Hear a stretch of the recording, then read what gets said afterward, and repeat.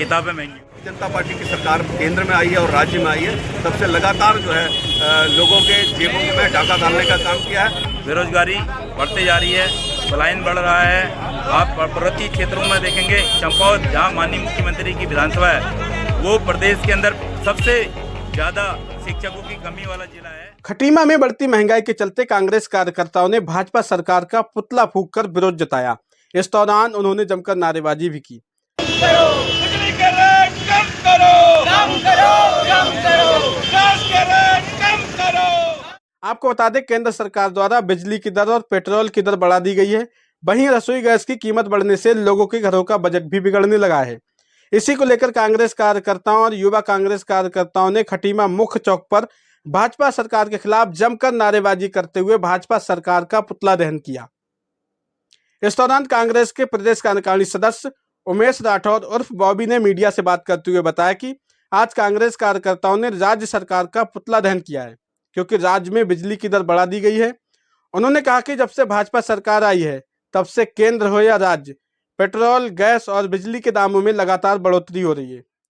हमारी जो राज्य सरकार है, इसने 5 रुपये 26 पैसे प्रति यूनिट बिजली का रेट बढ़ाया है और उसको लेकर आज हम कांग्रेस के जितने भी लोग हैं, हमारे कांग्रेस के ब्लॉक संगठन के लोग, हमारे यूथ कांग्रेस के संगठन के लोग, सभी लोग एकत्रित होकर हमने यहाँ पर राज्य सरकार का पुतला दहन किया है। और जिस प्रकार से बढ़ती महंगाई, जब से भारतीय जनता पार्टी की सरकार केंद्र में आई है और राज्य में आई है, तब से लगातार जो है लोगों के जेबों में डाका डालने का काम किया है। जिस प्रकार से अभी आप देखिए कि 50 रुपये गैस के सिलेंडर में बढ़ाया है और डीजल पेट्रोल में रेट बढ़ा दिए गए हैं और बिजली का जो प्रति यूनिट दर है उसको बढ़ा दी गई है। और शिक्षा पे ये सरकार जो है जीएसटी 18% की शिक्षा पे जीएसटी ले रही है। वहीं सोने पर ये सरकार जो है 2% की जीएसटी ले रही है। गरीब जनता को, मध्यम वर्ग को परेशान किया जा रहा है, रेट बढ़ाकर, महंगाई बढ़ाकर। उसके विरोध में आज हम कांग्रेस के यहाँ तमाम कार्यकर्ता एकत्र हुए हैं और यहाँ पर हमने पुतला दहन का कार्यक्रम किया है। और अगर ये सरकार अभी नहीं चेतेगी तो हम इस आंदोलन को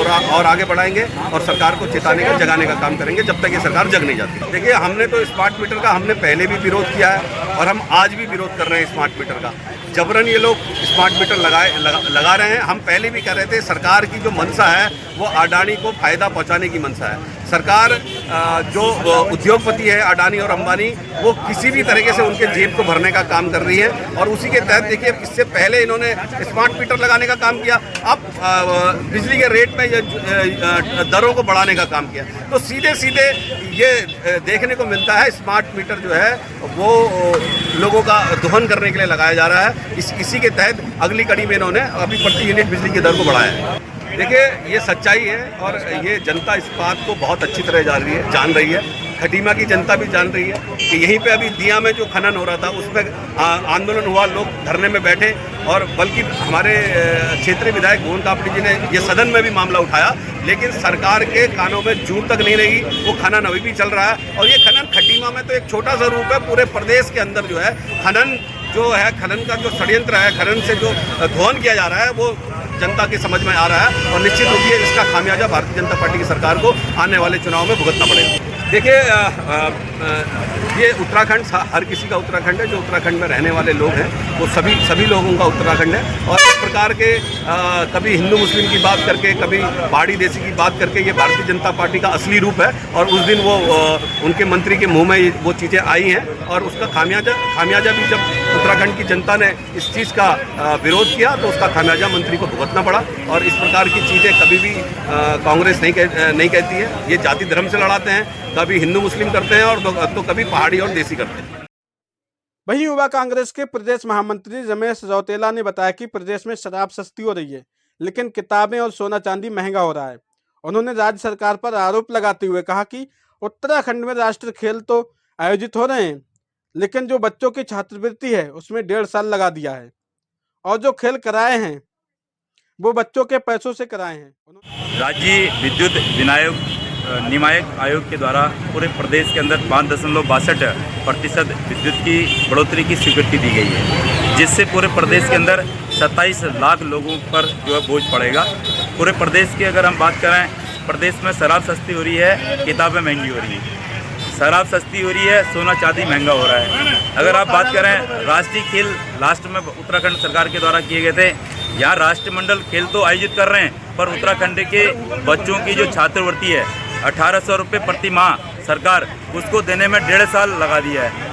आपने राष्ट्रमंडल खेल करा दिए, बच्चों के पैसों से करा दिए। अगर सरकार ने बच्चों के इस छात्रवृत्ति को तत्काल नहीं दिया गया तो हम इस पर आंदोलन भी करेंगे। आज बढ़ती महंगाई को लेकर कांग्रेस पार्टी और युवा कांग्रेस खटीमा के द्वारा केंद्र सरकार और राज्य सरकार का यहाँ पुतला दहन किया गया था।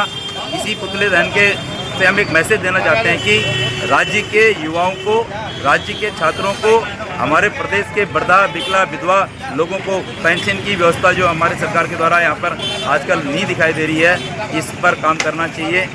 अभी माननीय मुख्यमंत्री जी उत्तराखंड खटीमा आए थे, उनने यहाँ शहीद की गांव का नाम जो है बदला। हम चाहते हैं कि शहीद का नाम बदले, वो सही है, उसका हम स्वागत करते हैं। पर क्या है कि शहीद के गांव को जाने वाली सड़क जो 15 किलोमीटर गड्ढों से जाना पड़ता है, उन मार्गों को ठीक करा जाए, विकास किया जाए। वहाँ लगभग 7 दिन का आधार कार्ड बनाने को लेकर काम लगे, वहाँ सड़कों का निर्माण हो, स्थापना में मत से पैसा आए, तब जाके जो है हम चाहेंगे कि इस प्रकार का विकास की सोच सरकार को रखनी चाहिए।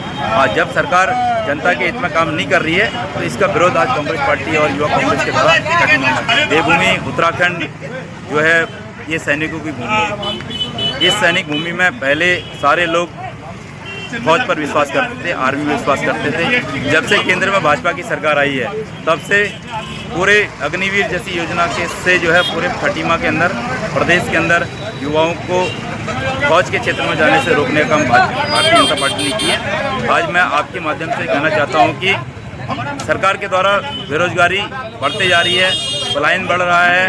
आप पर्वतीय क्षेत्रों में देखेंगे, चंपावत जहां माननीय मुख्यमंत्री की विधानसभा है, वो प्रदेश के अंदर सबसे ज़्यादा शिक्षकों की कमी वाला जिला है। ये विकास का मॉडल है, ये बेरोजगारी का मॉडल है। अगर सरकार रिक्त पदों को भरेगी तभी तो रोजगार मिलेगा।